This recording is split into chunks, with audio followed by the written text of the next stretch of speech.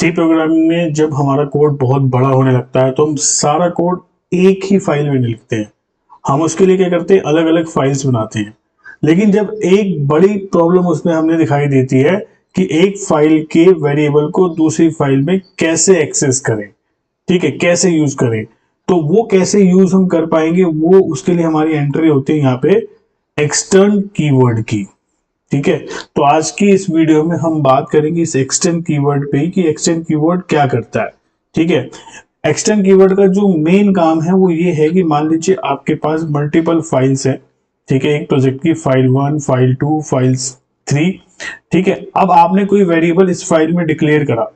ठीक है, तो आप उस वेरिएबल को इस दूसरी फाइल में भी यूज कर सकते हैं। ये एक्सटेंड कीवर्ड की खास बात है। इसको पूरी डिटेल में आइए पढ़ते हैं, पूरे बेसिक कॉन्सेप्ट्स के लेकर इसके प्रैक्टिकल इंप्लीमेंटेशन में, इसके इंटरव्यू में फंसने वाले जो क्वेश्चंस होते हैं वो, और आपको पूरी क्लैरिटी मिलेगी कि कैसे आप इसको समझेंगे, कैसे इसको आप कब यूज करेंगे और क्या क्या चीज होती है। आगे बढ़ने से पहले सबसे पहले जरूरी है दो चीजों को पहले समझना एक्सटेंड पे बात करने से पहले, कि भाई ये डिक्लेरेशन और डेफिनेशन ये क्या चीज है।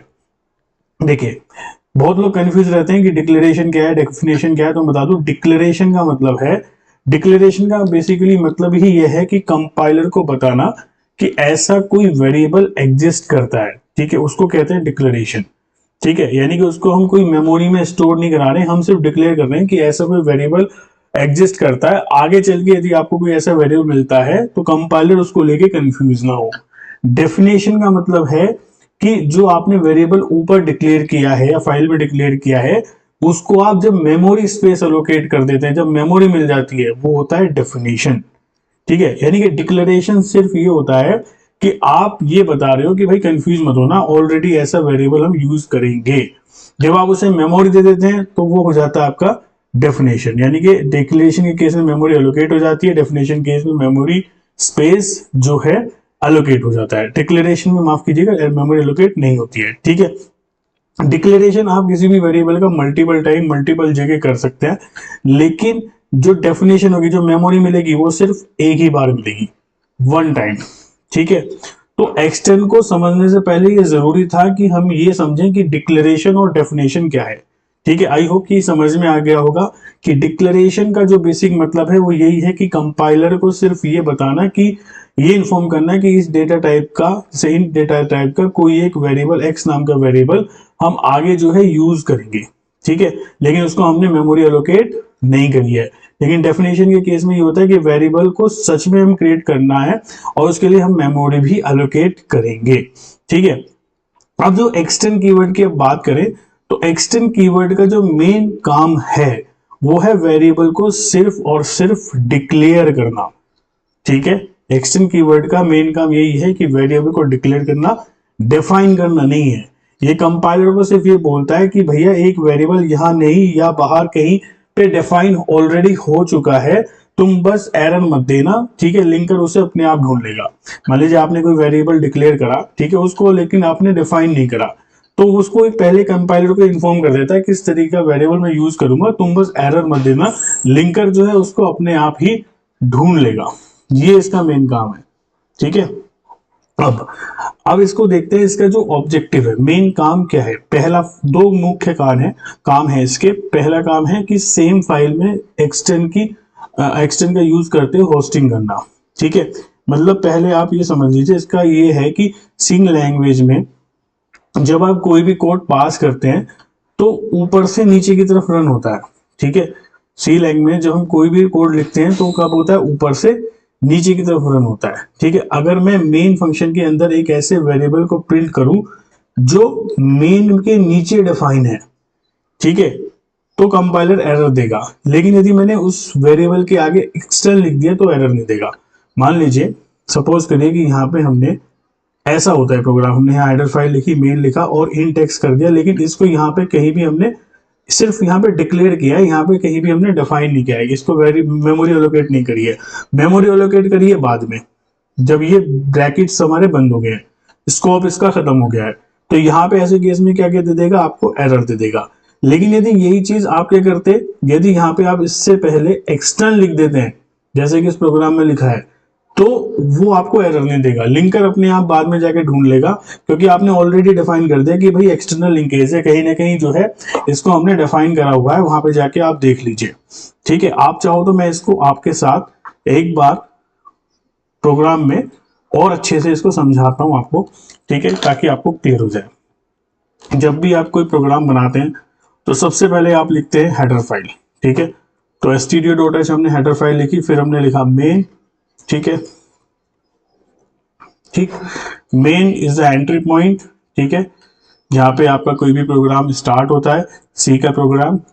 अब देखो, यदि मैं सिर्फ वेरिएबल को डिक्लेयर कर रहा हूं इंट एक्स, ठीक है, यहां मैंने सिर्फ क्या करा, डिक्लेयर करा। अब मैं इस वेरिएबल को क्या करता हूं, प्रिंट करता हूं कि x is %d, format specifier, क्योंकि इनका %d होता है।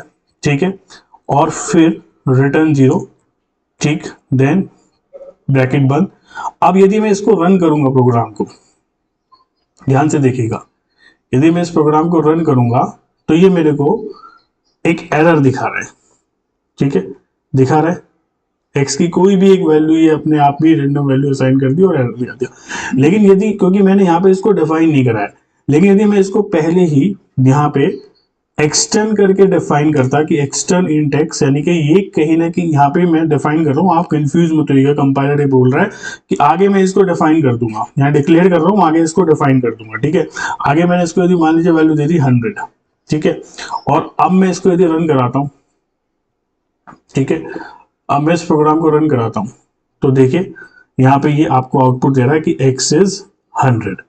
ठीक है, आपका आउटपुट आ रहा है x इज 100। आपको यहाँ पे ये कंफ्यूज नहीं हुआ, क्योंकि इसको पता लग गया, यहाँ पे आपने डिक्लेयर करा और एक्सटर्न लिख दिया, तो इसको पता लग गया कि इसने जो डिक्लेरेशन आपने यहाँ पे कर दिया, लेकिन इसकी जो डेफिनेशन आप करोगे वो आप आगे चल के कहीं ना कहीं कर दोगे। तो ये एक बेसिक मेन काम है जिसे आप कहेंगे कि सेम फाइल में जब आप होस्टिंग कर रहे होते हैं। ठीक है, क्लियर है, क्लियर है बात, आगे चलिए नेक्स्ट। ठीक, एक और एग्जांपल है यहाँ पे कि ग्लोबल वेरिएबल्स को सेम फाइल में आप डिक्लेयर कर रहे हैं। ठीक है, तो use to declare global variable before its definition the same file, specially if you need to use it before its full definition. पूर्ण रूप से डिफाइन करे बिना यदि आप उसको यूज करना चाह रहे हैं तो आप इसको कर सकते हैं। जैसे इन्होंने हेडर फाइल बनाई, यहाँ इंट काउंटर कर दिया, डिक्लेयर कर दिया, यहाँ से क्या होगा, कंपाइलर को ये लग जाएगा एक्सटेंड, क्योंकि पहले लिखा है कि ये भैया काउंटर नाम का वेरिएबल डिक्लेयर हो गया है, भले ही ये इसको मेमोरी नहीं मिली है, लेकिन आगे चल के इसको मेमोरी वो दे देगा। जैसे जब ये आगे चल के इसने इसको यहाँ पे डिफाइन कर दिया, तो यहाँ पे ये प्रोग्राम सक्सेसफुली रन होगा। ठीक है, आप चला के इसको देखिएगा पूरे प्रोग्राम को, आपको आउटपुट मिलेगा। आगे बढ़ते हैं। अब जो अगला सिनेरियो है वो है मल्टीपल फाइल प्रोजेक्ट का, जो इसका रियल और मेन ऑब्जेक्टिव है। ठीक है, जिसको मैंने आपको पहले भी बताया था कि भाई जैसे आपके पास यदि मल्टीपल फाइल्स हैं, क्योंकि कोई भी यदि प्रोजेक्ट होता है सी का, या कोई भी आप किसी प्रोजेक्ट पे बात करते हैं, तो आपके पास एक फाइल में ही सब कुछ नहीं होता, मल्टीपल फाइल्स रहती है किसी प्रोजेक्ट की। मान लीजिए यहाँ पे कोई वेरिएबल डिक्लेयर आपने किया है, ठीक है, और यहाँ पे डिफाइन किया है सेकेंड फाइल में उसको, तो आप ऐसा कर सकते हो। ठीक है, but you have to use the word extern. ठीक है, एक्सटर्न का जो असली यूज है वो basically multi file global access पे ही होता है। ठीक है, सपोज वही चीज जैसे मैंने आपसे बताया कि फाइल 1 सी में है, एक ग्लोबल वेरिएबल है जिसको आपने कोई वैल्यू दे दी, जैसे यहाँ पे आपने ग्लोबल वेरिएबल को वैल्यू दे दी 100। ठीक है, आपने यहाँ पे इसको डिफाइन कर दिया, फाइल 1 में उसको क्या कर दिया, फाइल 1.c में डिफाइन कर दिया कि वेरिएबल को आपने वैल्यू दे दी है 100। ठीक है, अब हम इसे एक दूसरी फाइल बनाते हैं जिसका नाम है मेन सी, जहां पे ये एक्सेस करेंगे। ठीक है, यहाँ पे हम इस ग्लोबल काउंटर जिसकी वैल्यू 100 हमने डिफाइन करें, यहाँ पे हम इसको यूज करेंगे। ठीक है, अगर हम डायरेक्टली लिखेंगे तो मेन सी कहेगा कि मुझे नहीं पता कि भाई ये ग्लोबल काउंटर क्या है, लेकिन इसको ये पता होना चाहिए कि ग्लोबल काउंटर कहीं और भी डिफाइन है दूसरी फाइल में, तो इसलिए हमने यहाँ पे क्या यूज करा, तो यहाँ पे हमने एक्सटर्न लिखा ताकि लिंकर इन दोनों फाइल्स को आपस में कनेक्ट कर सके। ठीक है, और आपका आउटपुट जो है, जो भी आउटपुट इज 100 है, वो आपका आ सके। ठीक है, तो आपने यहाँ पे क्या करा, आप इस वेरिएबल की वैल्यू को मेन सी में लिखना चाह रहे हैं, आपने फाइल 1 में उसकी वैल्यू दी 100, और मेन सी में आपने इसको प्रिंट करा दिया कि counter from file 1 is % global counter. तो यहाँ पे जो आपको आउटपुट हो जाएगा वो कितना आ जाएगा, 100 जाएगा। ठीक है, ठीक, इसका एक सबसे इंपॉर्टेंट चीज ये भी है, इसकी जो फायदा है कि जैसे यहाँ पे तो आपने 100 डिफाइन कर दी थी, लेकिन आगे चल के आप इस वैल्यू को चेंज भी कर सकते हो। यदि मैंने यहाँ पे करा ग्लोबल अंडरस्कोर काउंटर 200, तो ये वैल्यू चेंज भी हो जाएगी, क्योंकि मेमोरी लोकेशन जो है एक ही है। मेमोरीज क्योंकि एक ही बार एलोकेट होती है, एक ही लोकेशन में, कोई भी जैसे इसका एड्रेस 1001 है तो उसमें हमने 100 डाला, अब उसमें चेंज होकर 200 हो जाएगा। मेमोरी लोकेशन एक ही है, तो इस वजह से आप इसकी वैल्यू भी आगे चल के चेंज कर सकते हैं, उसमें कोई भी फर्क नहीं आएगा। ठीक है, तो एक्सटर्न का यदि आप मेन ऑब्जेक्टिव समझे, मेन जो उसका इंपॉर्टेंट है वो यही है कि मल्टीपल फाइल्स में आप ग्लोबल एक्सेस कर सकते हैं। ठीक है, अगली चीज, अगला पॉइंट क्या है? अगला पॉइंट है कि क्या आपको सच में एक्सटर्न की जरूरत पड़ती है फंक्शन के साथ? क्या आप सच में एक्सटर्न लगाते हैं? ठीक है, तो आप एक बहुत ही बड़ा डाउट होता है कि भाई यदि आपका फंक्शन है और फंक्शन के आगे यदि हमने एक्सटर्न लिखा तो क्या होगा सर? ठीक है, तो क्या कुछ गलत है? क्या कुछ दोनों चीजें एक हैं? क्या दोनों चीजें अलग हैं? तो आप ये समझिए, फंक्शन के साथ एक्सटर्न आप लगाएं या ना लगाएं कोई फर्क नहीं पड़ता, क्योंकि वो इम्प्लिसिट नेचर का होता है। हर फंक्शन में आप जब प्रोटोटाइप लिखते हैं उसका, तो इम्प्लिसिटली एक्सटर्न अपने आप आ जाता है, ऑटोमेटिकली अपने आप आ जाता है। सी लैंग्वेज में आप कभी भी किसी फंक्शन का यदि प्रोटोटाइप लिखते हैं, जैसे आपने लिखा यहाँ पे वॉइड डिस्प्ले, तो इसका सिंपल मतलब यही है, एक्सटर्न वॉइड डिस्प्ले, क्योंकि बाय डिफॉल्ट यहाँ पे क्या होता है, फंक्शन के केस में एक्सटर्न ही मानता है वो। ठीक है, इसलिए फंक्शन के आगे आप एक्सटर्न लिखें या ना लिखे, ठीक है, उससे कोई फर्क नहीं पड़ता है। लेकिन बेस्ट प्रैक्टिस यही होती है कि भाई आप जो है इसको ओमिट ही कर दें, क्योंकि ओमिट कर देंगे यानी कि हटा देंगे, ना ही लिखें, तो उससे ये होता है कि बाय डिफॉल्ट तो एक्सटर्न है ही। ठीक है, बट आपका कोड जो है थोड़ा सा अच्छा लगता है, ठीक है, क्योंकि आप इम्प्लिसिटली जानते हैं कि वहां ऑलरेडी होते ही होता है। ठीक है, तो हो सकता है इंटरव्यू में आपसे क्वेश्चन पूछ लिया जाए कि क्या फंक्शन के आगे एक्सटर्न लिख सकते हैं, तो आप हमेशा कहिएगा कि फंक्शन इम्प्लिसिटली नेचर के उसमें ऑटोमेटिकली क्या होता है, एक्सटर्न रहता है। ठीक है, आप लिखें या ना लिखें कोई फर्क नहीं पड़ता है। ठीक है, अब आगे चलते हैं, कुछ बहुत बढ़िया इंटरव्यू क्वेश्चन पे कोई आपसे कंफ्यूज करने के लिए आपके से पूछे जा सकते हैं। ठीक है, उन पे बात करता है। ठीक, पहला देखिए, पहला आप देखिए, यदि मैं डिक्लेरेशन के साथ ही इनिशियलाइजेशन कर रहा हूं तो क्या कुछ गलत है, कुछ दिक्कत है? ठीक है, क्या ये सही है? जैसे आपने यहां लिखा एक्सटर्न इंट ए डिक्लेयर कर दिया यहाँ पे और साथ ही इनिशियलाइजेशन कर दिया, तो क्या ये सही है या गलत है? कमेंट करके बताइएगा। ठीक है, और इन एक्चुअल यदि बात करें तो ये आपका गलत है। ठीक है, क्योंकि अगर आपने एक्सटर्न के साथ वैल्यू असाइन कर दी तो आपका जो कंपाइलर है एक्सटर्न को इग्नोर कर देगा और उसे डेफिनेशन ही मान लेगा। ठीक है, अगर ये किसी फंक्शन के अंदर लिखा होता तो चल जाती बात, जैसे यहाँ पे था। अब बात करें फंक्शन के अंदर तो चल जाती, क्योंकि बाय डिफॉल्ट वो चीजें सेम थी, लेकिन यहाँ के केस में क्या है, यहाँ पे ये गलत हो जाएगा। ठीक है, so if you assign a value directly on the declaration section then the compiler ignores the extern tag and convert it to a definition, और इस तरीके से करना आपके लिए क्या हो जाएगा, गलत हो जाएगा। ठीक है, यहाँ पे आपको क्या मिल जाएगा, यहाँ आपको एरर मिल जाएगा। ठीक है, कंपाइलर आपको क्या दे देगा, एरर दे देगा। ठीक है, तो कभी कोई आपसे पूछे कि यदि मैं किसी को डिफाइन भी और डिक्लेयर भी एक साथ कर दूं वेरिएबल को और एक्सटेंड यूज कर दूं तो क्या होगा, आप सीधे कहिएगा कि एरर आएगा जी। ठीक है, क्लियर है, क्योंकि वो डेफिनेशन मान लेगा उसे पूरी की पूरी। ठीक है, दूसरा पॉइंट समझें, लिंकर एरर। ठीक है, यदि मल्टीपल डिक्लेरेशन करते हैं या मल्टीपल आप जो है डेफिनेशन करते हैं तो क्या होता है, आप एक वेरिएबल को एक्सटेंड की मदद से बार बार डिक्लेयर कर सकते हैं, कोई दिक्कत नहीं है। ठीक है, देखो देखो जैसे यहाँ पे आपने करा एक्सटेंड इंट बी, फिर दोबारा से डिक्लेयर कर दिया एक्सटेंड बी, तो आप कितनी भी बार डिक्लेयर कर लो कोई फर्क नहीं पड़ेगा।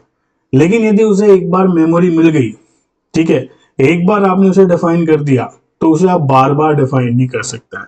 ठीक है, ये चीज ध्यान रखिएगा, यानी कि declaring a variable with external multiple times across file is completely valid. Declaration valid है लेकिन डेफिनेशन वैलिड नहीं है। आपको एक एरर मिल जाएगा यदि आपने करा रेफरेंस सिंबल अनरिजॉल्व्ड क्लैश। ठीक है, तो ये सारे पॉइंट्स थे जो कि आपने अभी समझे।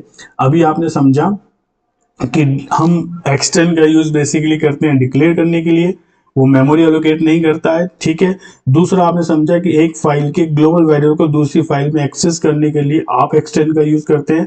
फंक्शंस में बाय डिफॉल्ट एक्सटर्न यूज होता है। ठीक है, ऑप्शनल होता है, आप एक्सटर्न लिखें या ना लिखें, बट बेस्ट प्रैक्टिस के लिए आप लिखते नहीं है। ठीक है। एक्सटर्न के साथ आप मल्टीपल टाइम डिक्लेरेशन कर सकते हैं, लेकिन मल्टीपल टाइम डेफिनेशन नहीं कर सकते हैं, ठीक है। यदि ऐसा करेंगे तो क्रैश हो जाएगा या एरर आ जाएगा।